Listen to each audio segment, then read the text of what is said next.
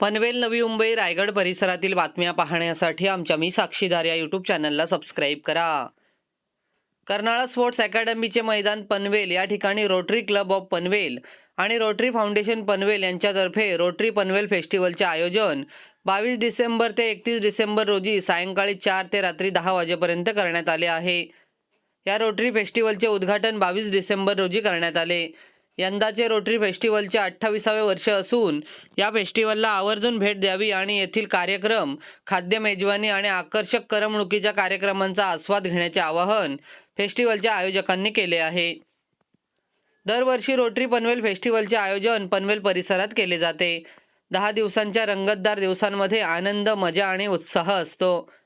जवळपास लाखापेक्षा अधिक नागरिक या फेस्टिवलला भेट देतात. यावेळी असंख्य आकर्षक ग्राहकोपयोगी वस्तू खरेदीची संधी मिळते. चवदार खाद्यपदार्थांची मेजवानी रोटरी फेस्टिवलमध्ये असते.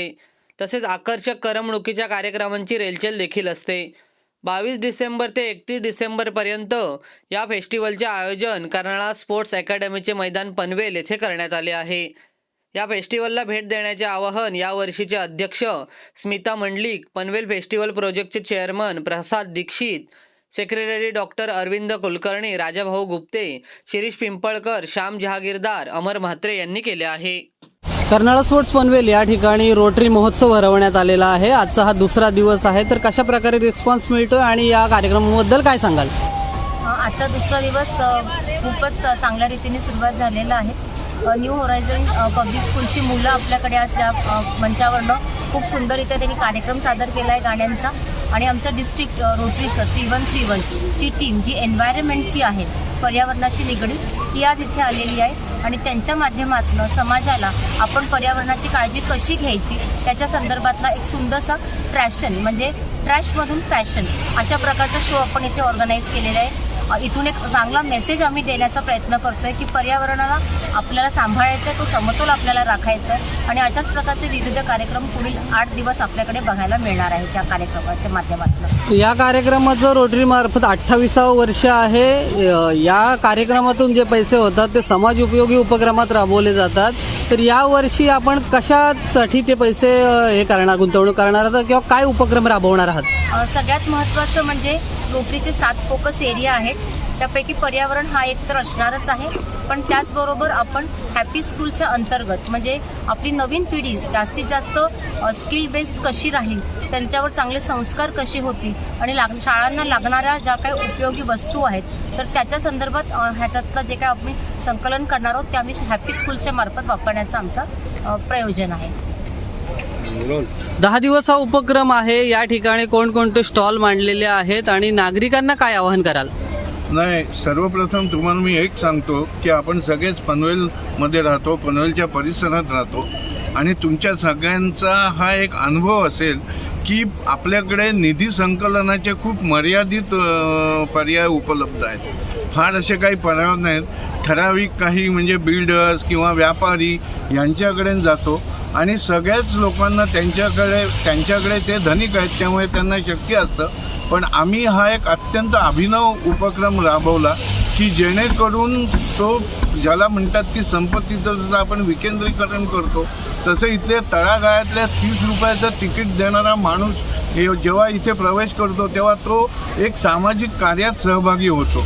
आणि त्यामुळे आम्ही हा जो निधी संकलनाचा उपक्रम राबवतोय हा अत्यंत आगळा वेगळा आणि खऱ्या अर्थाने नुसताच म्हणजे खऱ्या अर्थाने सामाजिक तळागाळातल्या लोकांचा सहभाग होणारा उपक्रम आहे आणि ह्याचा आम्हा सगळ्या रोटरीयांना खूप अभिमान वाटतो. दुसरी गोष्ट अशी की मी ज्याला इंग्रजीमध्ये विन विन सिच्युएशन म्हणतात की प्रत्येक जणच इथे काही ना काहीतरी लाभ घेऊन जातो. तुम्हाला सांगतो की अगदी सुरुवात होते ती मंडप डेकोरेटरपासनं तो इथे एवढं सगळं काम करतो पण त्या बदल्यात त्याला मोबदला मिळतो. इथे फनफेअर्सचे आयटम, मेरी गो राऊंड वगैरे आहेत ते भागीदारी येतात, त्यांच्याकडून आम्हाला काही उत्पन्न मिळतं पण त्यांनाही उत्पन्न मिळतं. आणि इथे जवळजवळ 100-125 जे स्टॉलवाले आहेत त्या स्टॉलवाल्यांना देखील व्यवस्थित व्यवसाय मिळून त्यांना एक उपजीविकेचं साधन मिळतं. भारतासारख्या देशात प्रदर्शनात स्टॉल लावून ज्यांना आपल्या आर्थिकदृष्ट्या दुकानं खरेदी करणं शक्य नसतं ते अशी एक गरीब स्टॉलधारक इथे येतात. त्यांची म्हणजे मध्यमवर्गीय किंवा लोअर मध्यमवर्गीय, आणि ही एक भारतात इंडस्ट्री आहे. ह्यामध्ये खूप मोठी एम्प्लॉयमेंट आहे आणि त्यातल्या काही लोकांना आम्ही एक संधी उपलब्ध करून देतो. हा देखील आमच्या दृष्टीने आनंदाचा भाग आहे. ते काही चांगल्यापैकी उत्पन्न मिळवतात, त्याचंही आम्हाला समाधान मिळतं.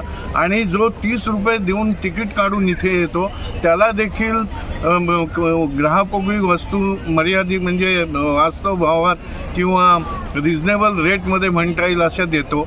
त्याला एक 2-3 तास अतिशय आनंदात जातात. आणि त्याशिवाय आम्ही काही करमणुकीचे कार्यक्रमसुद्धा देतो की जेणेकरून त्याच्या 30 रुपयाच्या तिकिटात पण त्याला एक आनंददायक असा मोबदला देण्याचा आम्ही प्रयत्न करतो. तेव्हा पनवेल फेस्टिवल हा अत्यंत आगळावेगळा उपक्रम आहे. आणि लक्षात घ्या की एखादी कुठलीही म्हणजे कार्यक्रम किंवा योजना 30-30, 28-28 वर्ष राबवणं हे काही सोपी गोष्ट नाही. ज्या अर्थी ती आम्ही राबवतोय, सचोटीने राबवतोय, त्या अर्थी ती यशस्वी होते. आणि आणखी एक की रोटरी ह्यातला पैसा सामाजिक उपक्रमात खर्च करतो. जसं आमच्या प्रेसिडेंटने सांगितलं, त्याबद्दल तुम्हाला मागचं सांगतो की जर तुम्ही इतिहासात थोडे डोकावून बघितलं तर पोलिओचं जगातून उच्चाटन करण्यात रोटरीचा 98% हिस्सा आहे.